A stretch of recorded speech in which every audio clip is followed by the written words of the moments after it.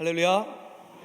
네, 금요일 밤 하나님의 교회에 나와서 하나님 앞에 부르짖음으로 하나님 앞에 마음의 소원을 아뢰는 우리 모두에게 하나님께서 은혜와 평강을 허락해 주시기를 간절히 소망합니다. 또한 말씀의 은혜가 말씀을 전하는 저에게 그리고 말씀을 듣는 우리 성도님들에게 동일하게 임하기를 간절히 축복합니다. 어느 한 벤치에 앉아서 나는 누구인가, 사람은 어디서 와서 어디로 가는가라고 고민하는 한 청년이 있었습니다. 그 청년의 이름은 데카르트였습니다. 이 데카르트의 질문, 나는 누구인가? 사람은 어디서 와서 어디로 가는가라는 이 질문은요, 데카르트의 후예라고 할 수 있는 수많은 철학자들이 지금도 그 답을 찾기 위해 하고 있는 질문입니다. 그만큼이나 이 질문, 나는 누구인가? 사람은 어디서 와서 어디로 가는가라는 이 질문은 사람의 인생에 있어서 매우 중요하고 매우 무겁고 매우 깊은 질문이다라고 볼 수가 있겠습니다.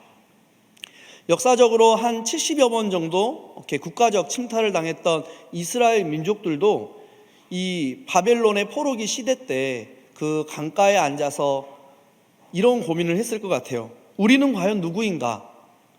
하나님의 백성이라고 하는데 왜 이런 고난이 우리에게 주어졌는가?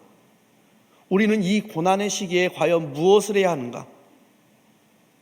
하나님은 과연 우리를 어디로 이끌고 계시는가?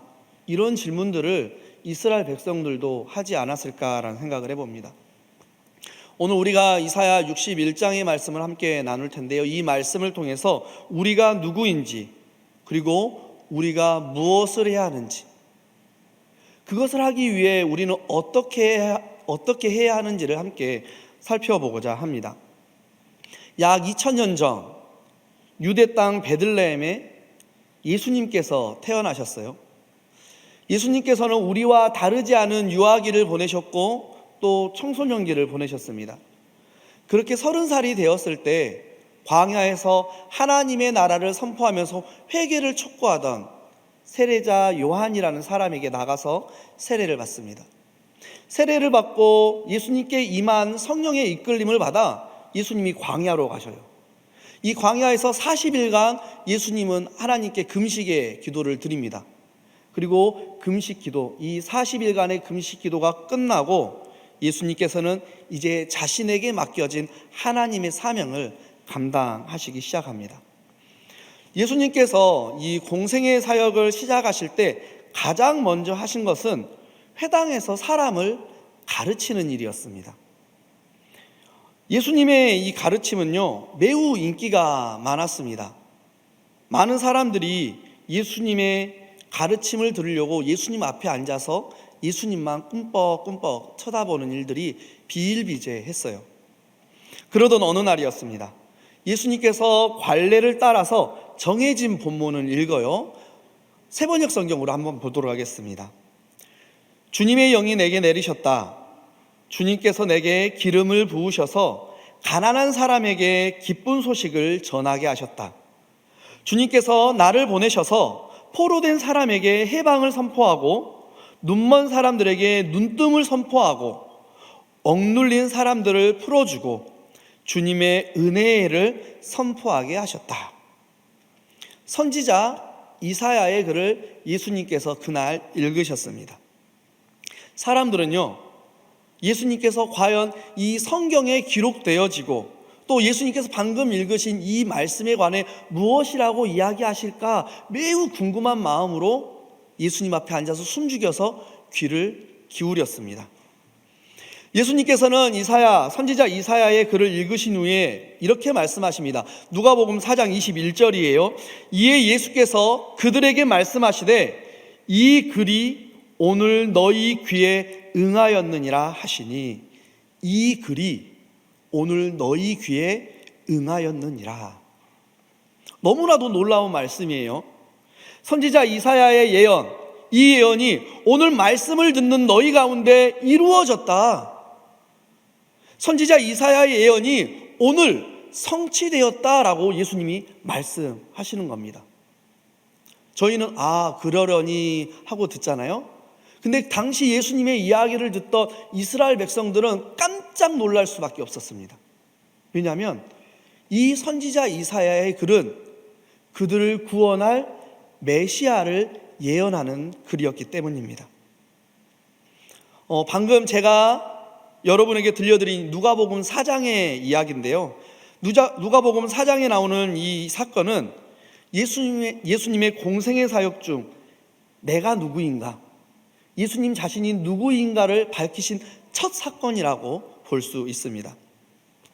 예수님께서는 공생의 사역을 하시는 중에 종종 나는 길이요 진리요 생명이다, 나는 마음이 온유하고 겸손한 사람이다, 나는 하나님의 복음을 전하러 보내심을 받은 사람이다, 나는 섬기는 자다, 나는 생명의 떡이다, 나는 세상의 빛이다, 나는 아버지 하나님께서 보내신 사람이다, 나는 선한 목자이고 나는 부활이고 생명이다 라고 말씀하시면서 자신이 누구신가를 제자들에게, 사람들에게 알리셨습니다.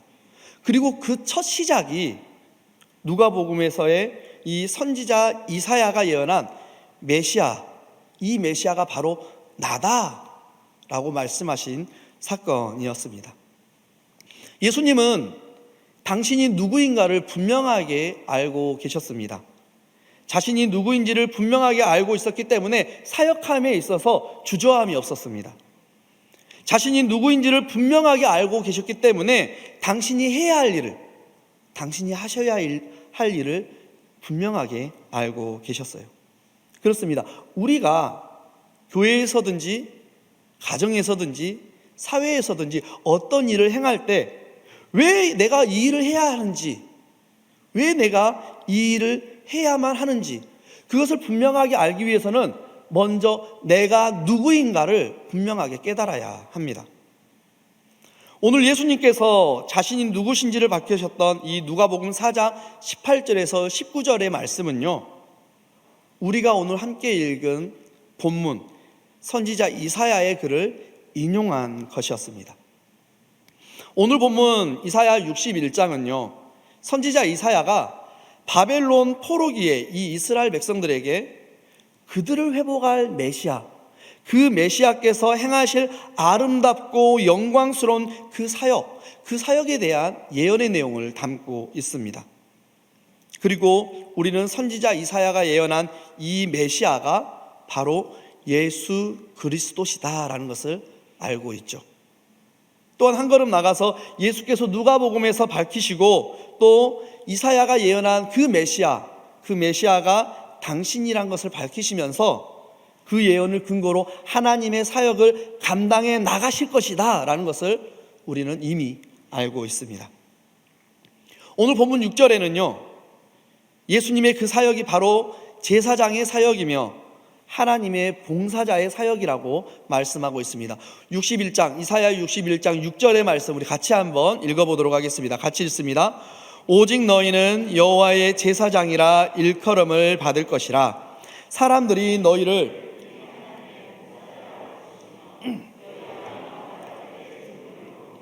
그들의 영광을 얻어 자랑할 것이니라. 아멘.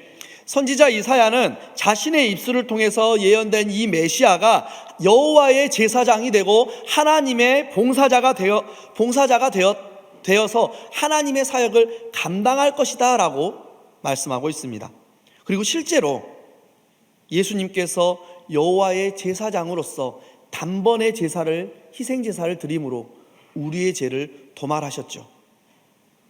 그와 더불어 예수님께서는 하나님의 봉사자로서 하나님의 뜻에 순종하여 하나님의 그 뜻을 이루셨습니다. 간절히 바라기는요, 이 자리에 앉아서 하나님의 말씀을 듣는 저와 여러분이 선지자 이사야가 예언한 여호와의 제사장, 하나님의 봉사자가 되어서 하나님의 뜻을 이루어가는 하나님의 귀한 하나님의 백성 되기를 간절히 소망합니다. 그렇다면 여호와의 제사장으로서 하나님의 봉사자로서 하나님께서 우리들에게 원하시는 것은 과연 무엇일까요? 오늘 본문 1절 하반절에서 3절까지의 말씀을 보면은요, 여호와의 제사장이 되고 하나님의 봉사자로 부름받은 우리에게 원하시는 하나님의 일이 기록이 되어져 있습니다. 그리고 그것은 바로 여호와의 제사장이시며 하나님의 봉사자이신 예수 그리스도께서 먼저 우리보다 앞서 행하셨던 일입니다. 우리가 함께 읽어보도록 하겠습니다. 본문 1절 하반절에서 3절의 말씀입니다. 같이 읽습니다. 나를 보내사 마음이 상한 자를 고치며 포로된 자에게 자유를, 갇힌 자에게 노임을 선포하며 여호와의 은혜의 해와 우리 하나님의 보복의 날을 선포하여 모든 슬픈 자를 위로하되 무릇 시온에서 슬퍼하는 자에게 화관을 주어 그 죄를 대신하며 기쁨의 기름으로 그 슬픔을 대신하며 찬송의 옷으로 그 근심을 대신하고 그들이 의의 나무 곧 여호와께서 심으신 그 영광을 나타낼지라 일컬음을 받게 하려 하심이라. 아멘. 그렇습니다. 여호와의 제사장, 하나님의 봉사자로 부름받은 우리는 앞서 그 길을 걸으셨던 예수님을 본받아 마음이 상한 자를 고치고 포로된 자에게 자유를, 갇힌 자에게 노임을 선포해야 합니다. 또한 하나님의 은혜의 해, 즉 희년을 선포하고 모든 슬픈 사람들을 위로해야 합니다. 그렇게 함으로써 하나님의 영광을 우리의 삶을 통해 드러낼 수 있어야 하는 것이죠. 그러면 구체적으로 그 일이 무엇일까요? 한번 살펴보도록 하겠습니다. 1절 하반절은 이렇게 기록을 하고 있어요. 마음이 상한 자를 고치며 포로된 자에게 자유를, 갇힌 자에게 노임을 선포한다 라고 말씀하고 있습니다. 여기서 마음이 상한, 이 마음이 상한에 상하다라는 단어는요, 샤바르라는 히브리어를 쓰고 있습니다. 이 샤바르라는 단어는요, 도자기나 질그릇을 땅에 던져 깨뜨려 그것이 산산조각 나다라는 뜻을 가지고 있어요. 즉 컵이 있잖아요. 이 컵을 제가 집어 던져서 산산조각 나는 것, 이게 바로 샤바르, 상하다라는 뜻입니다. 그런데 본문 1절은 이렇게 산산조각 난 것이 다름이 아닌 우리의 마음이다라고 말씀을 하고 있습니다. 여러분, 일상을 살면서 주위를 한번 둘러보면 마음이 갈기갈기 찢겨져서 상한 상태로 있는 분들이 어렵지 않게 눈에 보이는 것을 우리는 알 수 있습니다. 그리고 그렇게 마음이 찢겨지다 못해 삶 자체가 찢겨져서 도저히 그 찢겨져 나온 조각이 어디에 붙어 있었는지도 모를 정도로 그런 인생을 사는 사람도 때로는 발견하게 되죠. 오늘 본문의 1절 하반절은 그렇게 산산조각나고 찢겨진 마음과 찢겨진 삶을 고쳐주는 것이 바로 메시아께서 하신 일, 그리고 하나님의 봉사자로 여호와의 제사장으로 부름받은 우리의 할 일이다라고 이야기해주고 있습니다. 여러분 그거 혹시 아시나요? 우리 교회가 위원회로 구성이 되어져 있잖아요. 지역사회위원회에 신앙 상담부라는 부서가 있습니다. 신앙도 상담하고 진로도 상담하고 경제적으로 어려운 일들도 상담해 주면서 도움을 줄 수 있는 방법들을 찾아주는, 그렇게 도와주는 부서입니다. 그걸 보면서 마음이 상한 자를 고쳐주는 일을 우리 교회가 지금도, 이전에도 담당해 왔고 지금도 담당하고 있구나, 그리고 앞으로도 그 일들이 잘 감당될 수 있도록 이것들을 잘 키워나갔으면 좋겠다라는 그런 기도의 제목들이 생겼습니다. 사랑하는 성도 여러분, 마음이 상한 자가 주위에 많이 계실 거예요. 그분들을 고쳐줄 수 있는 하나님의 일꾼 되시기를 간절히 소망합니다. 그리고 포로되어 갇힌 자에게 자유와 노임을 선포해야 된다라고 하반절에 이야기를 하고 있어요. 본문에 쓰여진 상황으로 보면 바벨론에게 포로로 잡힌 이스라엘 백성들을 메시아께서 그들을 놓아주시고 자유롭게 해주실 것이다 라고 볼 수 있습니다. 그런데 영적인 면으로 바라보면요, 사망과 죄에 갇혀있는 이들을 향해 자유와 구원을 선포하는 일이 우리의 일이다, 하나님의 부르심을 받은 저의 일이고 하나님의 부르심을 받은 우리 성도님들의 일이다라고 이야기를 해주고 있습니다. 이어서 2절을 보면은 여호와의 은혜의 해와 우리 하나님의 보복의 날을 선포하며 모든 슬픈 자를 위로하되라고 기록되어져 있는 것을 볼 수 있습니다. 여기서 여호와의 은혜의 해, 바로 희년을 의미하고 있습니다. 여러분도 아시겠지만 7번째 날을 우리가 안식일이라고 부르죠. 그리고 7번째 되는 해를 안식년이라고 부릅니다. 그리고 이 안식년이 7번 되는 49번째 해, 그리고 그 다음 해인 50번째 해를 우리는 희년이라고 부르고 있습니다.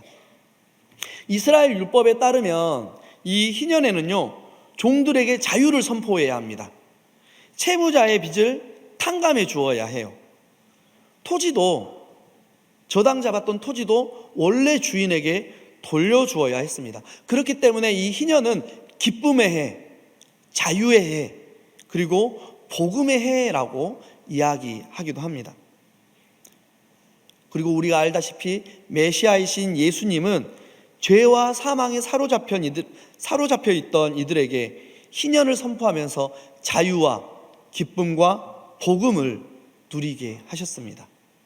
그렇게 함으로써 절망에 빠져 있던 사람들에게 위로를 허락하셨죠.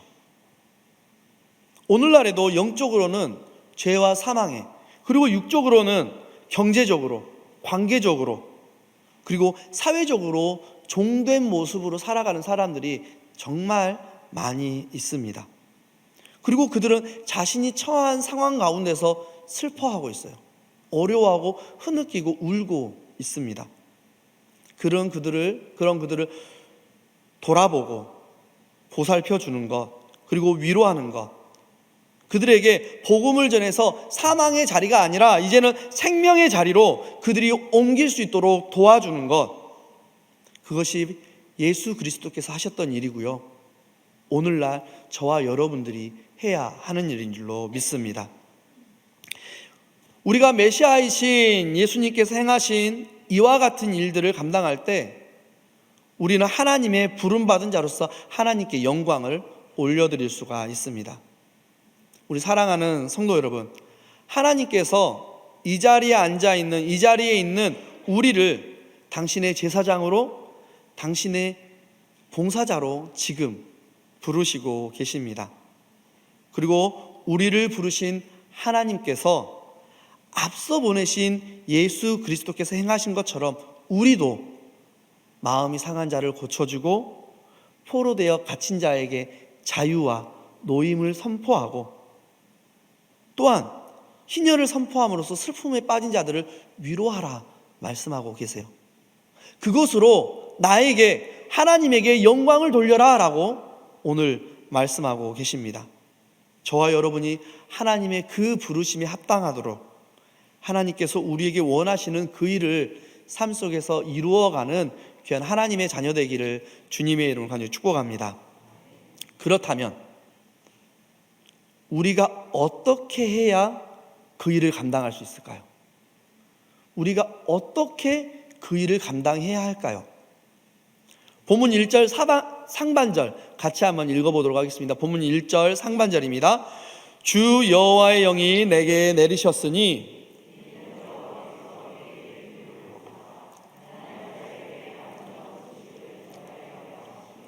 아멘. 본문 1절 상반절을 보면은요, 우리가 눈여겨봐야 할 구절이 나오고 있습니다. 바로 주 여호와의 영이 내게 내리셨으니입니다. 우리가 모두 고백하듯이 예수님은 창조주 하나님, 그리고 보혜사 성령님과 동일하시죠. 삼위일체 하나님이십니다. 믿으십니까? 그렇기 때문에 따로 성령의 임재가 없다 하더라도 예수님께서는요, 당신이 하고자 하시는 일을 행하실 수가 있으십니다. 그럼에도 불구하고 이사야가 예언하고 누가복음에서 직접 말씀하신 것처럼 성령의 임재 이후에 당신의 사명을 감당하신 모습을 우리에게 보여주고 계세요. 이것은 하나님의 일을 하려고 하는 모든 사람들에게 그 출발점이 어떠해야 하는지를 증거해주고 있는 것이라고 볼 수 있습니다. 하나님의 일을 하고자 하는 사람은 하나님의 영의 인도하심을 따라야 한다는 거죠. 만약 하나님의 일을 하려는 사람이 하나님의 영의 인도하심이 아닌 자신의 영이나 세상의 영을 따라서 그 사역을 하려고 한다면 그것은 하나님께 부여받은 사명이 아니라 내 욕심, 내 욕망에서 시작된 일이라고 볼 수 있습니다. 그런 사람은요, 도저히 하나님의 일꾼, 여호와의 제사장, 하나님의 봉사자가 될 수 없다라는 것이죠. 우리가 지난 1월 한 달 동안 금요 기도회 때마다 담임 목사님께 안수 기도를 받았어요.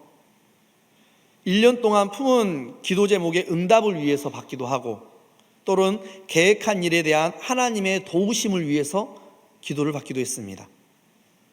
또 성령의 이끄심이 있는 1년이 되게 해달라고 안수 기도를 받으신 분들도 계실 거예요. 그뿐 아닙니다. 비단 안수 기도가 아니더라도 우리가 기도하는 매 순간 성령님 오늘 내게 오셔서 나를 도와주십시오 라고 기도하는 게 우리들의 기도이지 않나라고 생각해 보았습니다. 혹시 이 자리에 성령님께서 지금 내 마음에 오셔서 나의 삶을 인도하고 계십니다 라고 고백하실 수 있는 분들이 계십니까? 우리 바른교회는 그렇지 않겠지만 이 땅의 많은 그리스도인들이 성령님께서 지금 성도님과 동행하고 계신가요? 성령님의 인도하심을 받고 있습니까? 성도님 마음 가운데 성령님이 계십니까? 라는 질문에 답을 하기를 주저하는 분들이 많이 있습니다. 아마 성령님께서 내 심령에 임재하셨는지 분명하게 알지 못하기 때문이지 않나 생각해 봅니다. 그런데 성령님께서 내 심령에, 내 안에 임재해 계시는지, 나와 동행하시는지, 성령님께서 나를 이끄시는지 알아보는 방법이 있어요. 제가 오늘 그것을 알려드릴게요. 제가 질문을 할 건데 답을 해보세요. 2가지입니다. 예수님은 나의 구원자이십니까? 예수님이 나의 주님이십니까? 아멘이십니까? 이 두 질문에 아멘이라고 대답을 하셨다면요, 성령님께서 이미 대답하신 그분들 마음 가운데에 임재해 계신 줄로 믿습니다. 성경이 그렇게 말씀하고 있어요. 고린도전서 12장 3절에 이렇게 기록되어 있습니다. 그러므로 내가 너희에게 알리노니 하나님의 영으로 말하는 자는 누구든지 예수를 저주할 자라 하지 아니하고 또 성령으로 아니하고는 누구든지 예수를 주시라 할 수 없느니라. 아멘. 성령으로 아니하고는 누구든지 예수를 주시라 할 수 없느니라.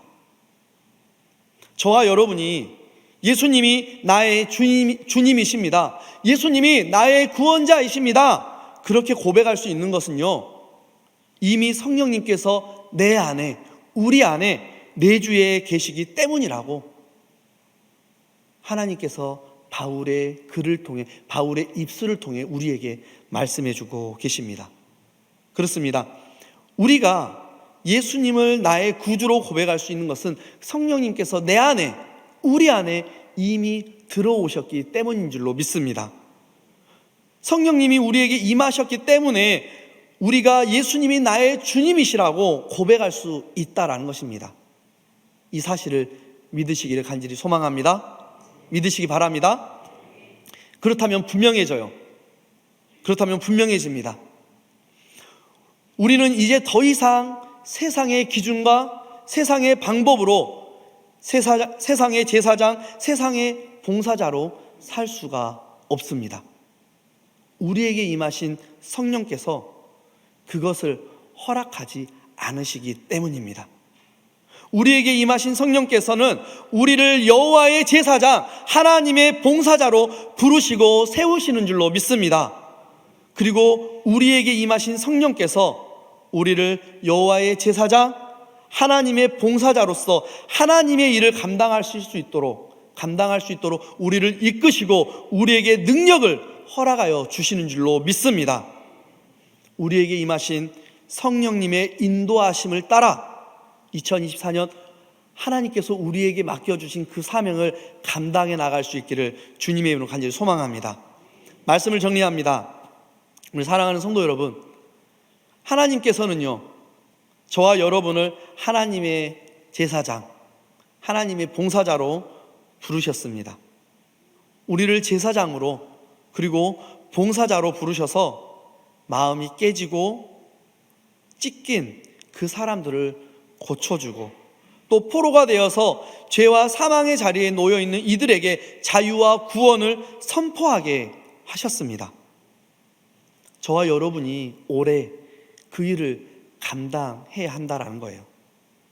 그리고 우리가 그 일을 감당할 수 있도록 성령님을 우리에게 부어주셔서 하나님의 능력으로 하나님의 힘으로 그 일을 감당하게 하십니다. 우리가 그 도우시는요, 하나님의 영, 성령님의 인도하심을 받을 수 있는 한 해가 되기를 바랍니다. 오늘 이 밤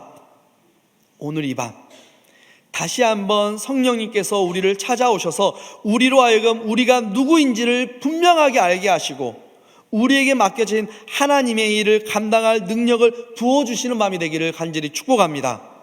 하나님께 부르짖음으로, 하나님께 간구함으로 성령의 임재와 충만을 누리는 여호와의 제사장, 하나님의 봉사자로 사는 저와 여러분이 되기를 주님의 이름으로 간절히 축원합니다.